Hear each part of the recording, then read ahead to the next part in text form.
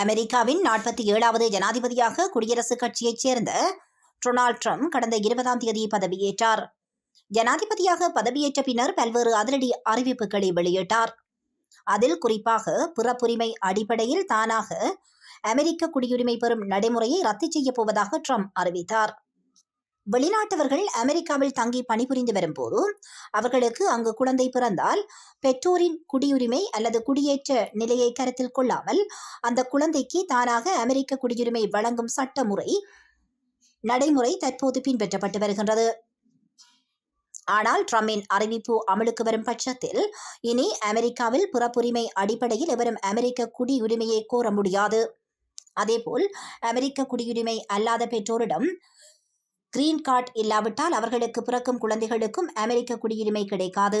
இந்த உத்தரவு பிப்ரவரி 20ஆம் தேதி முதல் அமலுக்கு வரும் என ட்ரம்ப் அறிவித்தார். இந்நிலையில் ட்ரம்பின் உத்தரவை எதிர்த்து வாஷிங்டன், அரிசோனா, இல்லினாய்ஸ் மற்றும் ஓரிகான் ஆகிய மாகாண நீதிமன்றங்களில் வழக்குகள் தொடரப்பட்டன. இந்நிலையில் இந்த வழக்கு தொடர்பான விசாரணையின் போது ட்ரம்பின் அறிவிப்புக்கு தற்காலிக தடை விதித்து சியாட்டில் நீதிமன்றம் உத்தரவிட்டது. இதன்படி ட்ரம்பின் உத்தரவை அமல்படுத்துவதற்கு 14 நாட்கள் இடைக்கால தடை விதிக்கப்பட்டுள்ளது. இந்த வழக்கை விசாரித்த நீதிபதி ட்ரம்பின் உத்தரவு அரசியல் அமைப்புக்கு எதிரானது என்று குறிப்பிட்டார். அமெரிக்க குடியுரிமை சட்டங்களை மறுவரையறை செய்யும் ட்ரம்பின் முயற்சிக்கு இந்த தீர்ப்பு பின்னடைவை ஏற்படுத்தக்கூடும் என தெரிவிக்கப்படுகின்றது.